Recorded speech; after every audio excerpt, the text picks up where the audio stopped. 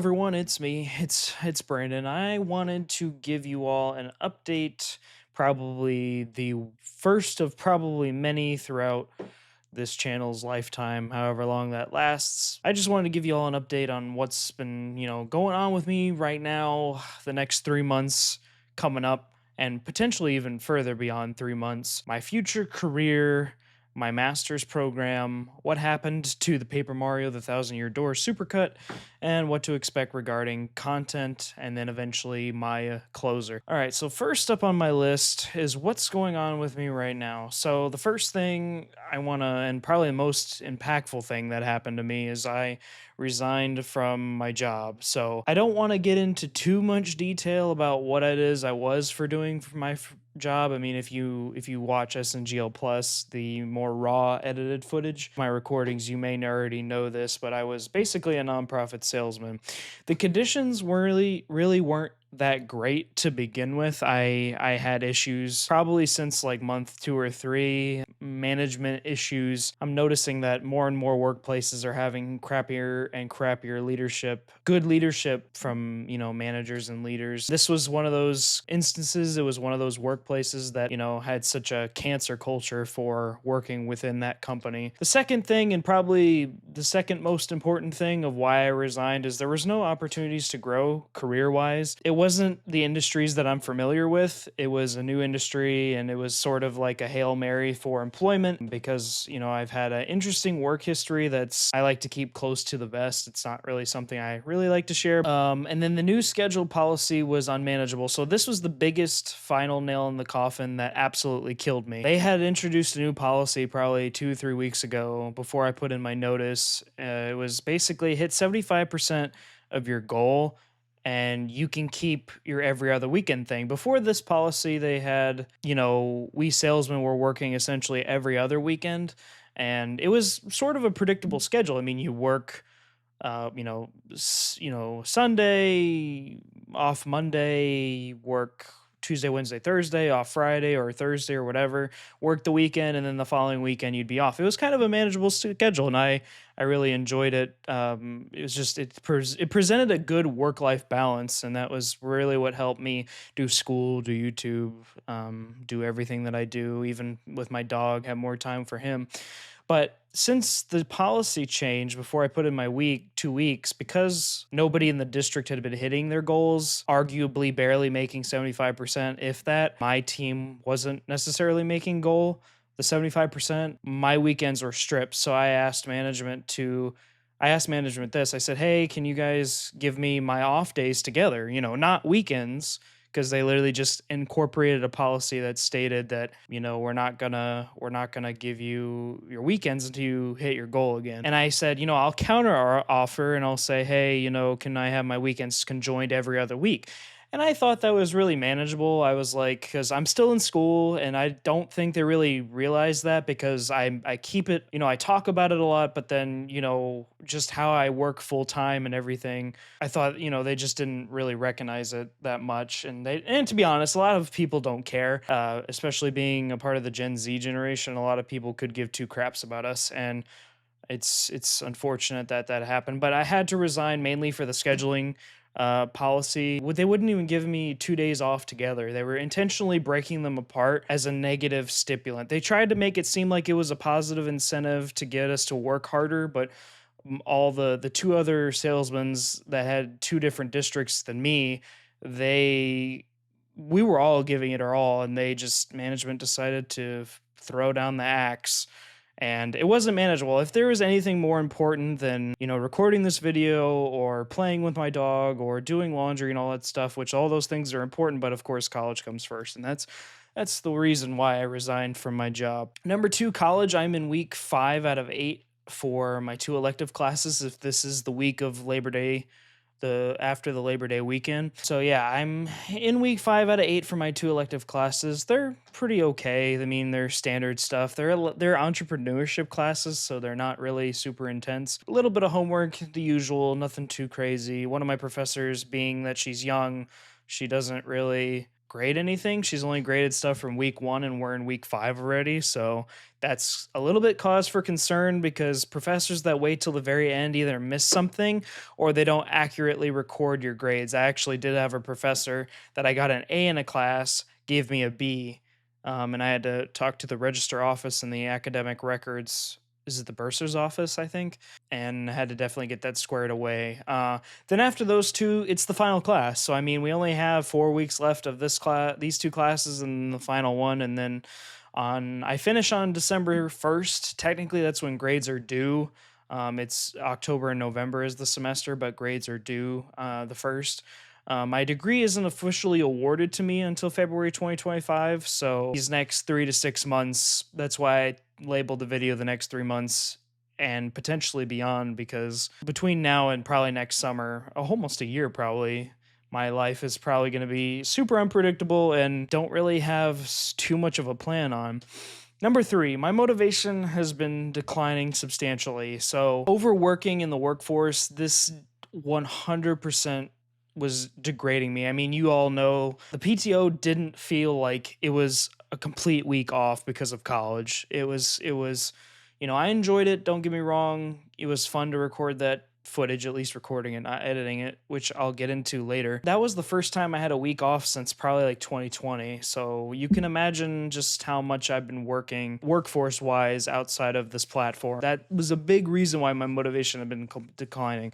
Number 2, overworking in college. So I realized that the 1st of August on my academic transcript that I have taken college classes without giving myself a semester break. So I go to an online remote school. My classes are 8-week accelerated business courses. They're pretty manageable. I take 2 every 2 months. We're in September. At the end of this month, I will enroll in my last one. Let's just say January, February class, you finish, and then March, and without a break, continuously. And that I realized that if and when I ever decide to go get my master's, that my degree, if I do choose to go and get that, it will be split up. I will probably do 2 or 3 on semesters and then take a month break because this is just not manageable, stress wise and motivation wise. I mean, it's difficult to even get out of bed, especially now being out of work. It's really difficult to find the motivation to do literally anything. As of now, I'm fine. Which is why I had to resign. It was just the workforce was killing me. On top of working in such an intensely negative atmosphere, especially managers who wouldn't vouch or fight for you or help you grow or anything. It was just one of those tyrannical leadership styles, and obviously their performance and their turnover rate speaks for itself. So the next 3 months, this is probably the meat and potatoes of this video.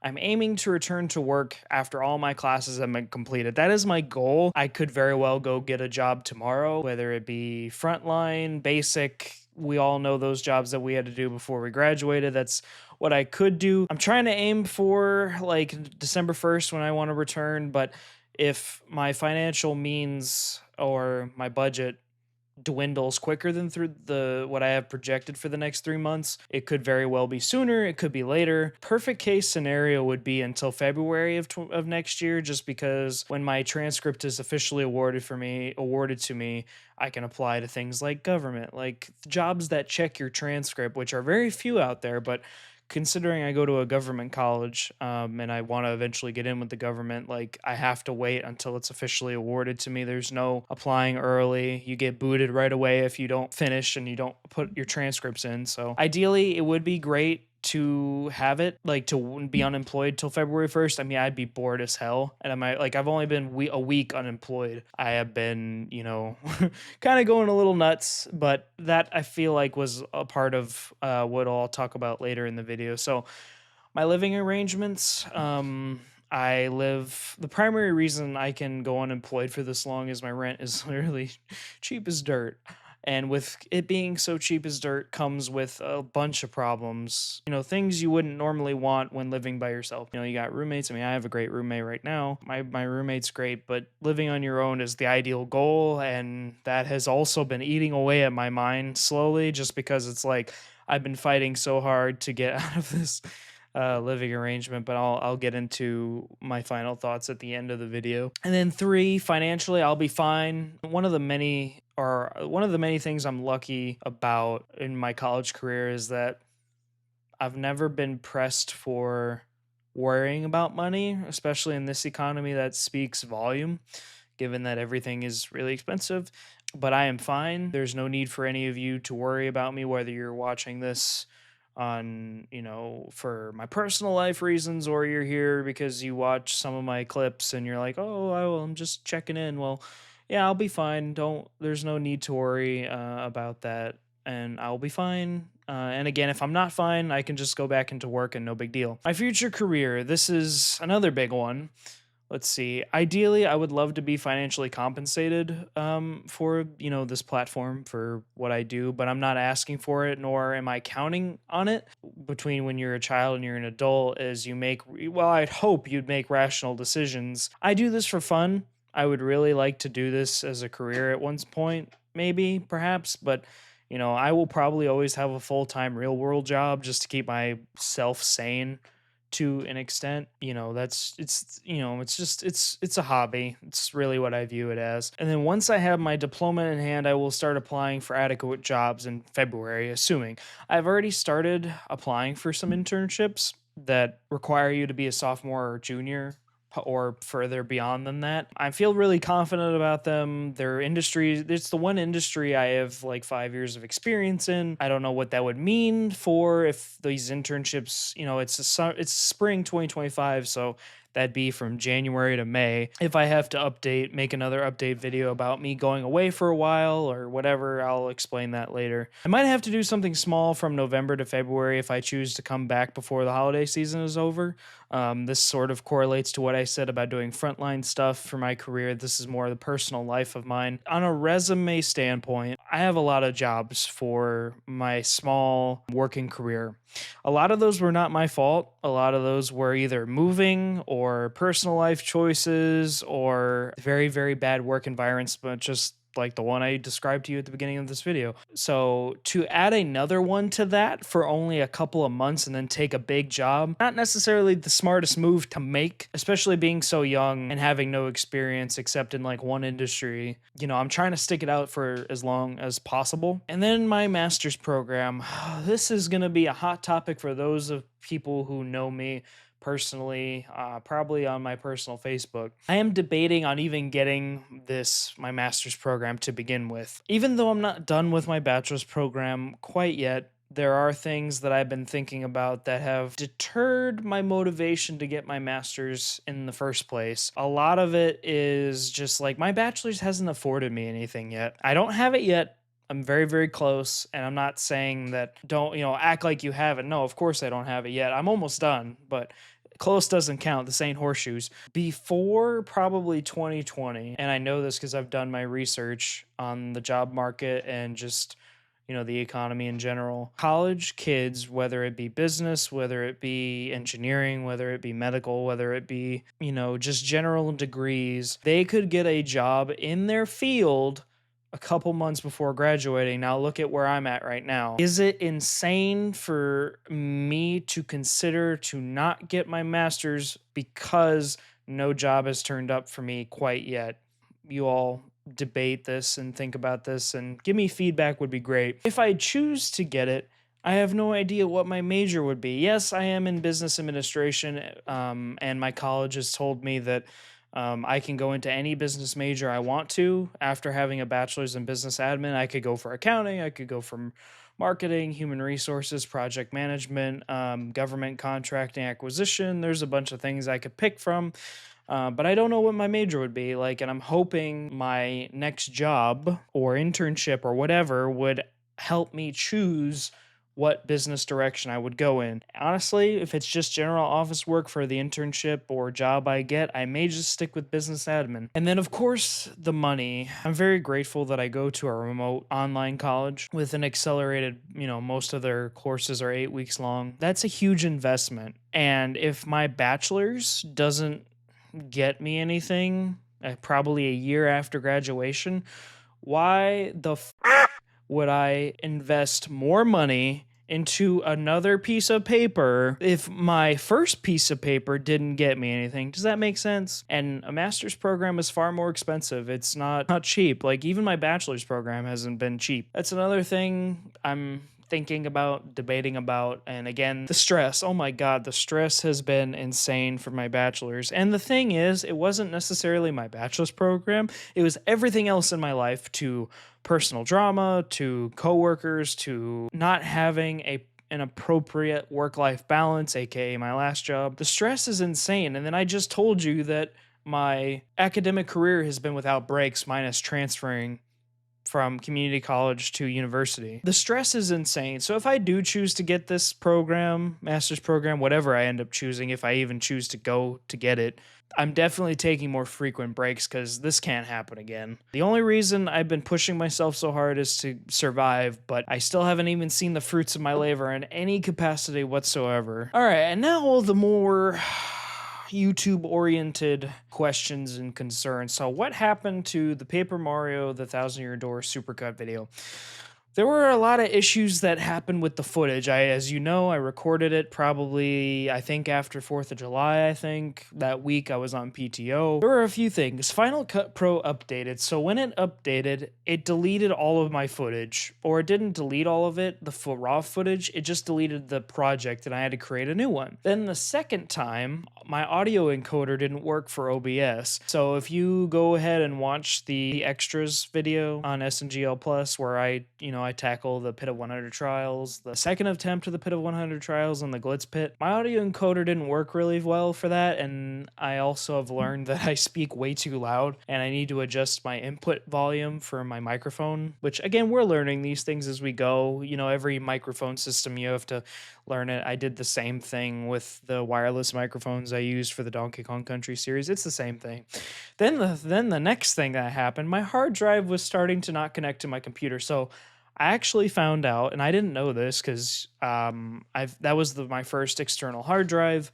External hard drives only last 5 years, which I didn't really know about at the time. I thought that it was indestructible. I thought it was like a thumb drive, like a flash drive or whatever, but that is not the case because there are bigger formats.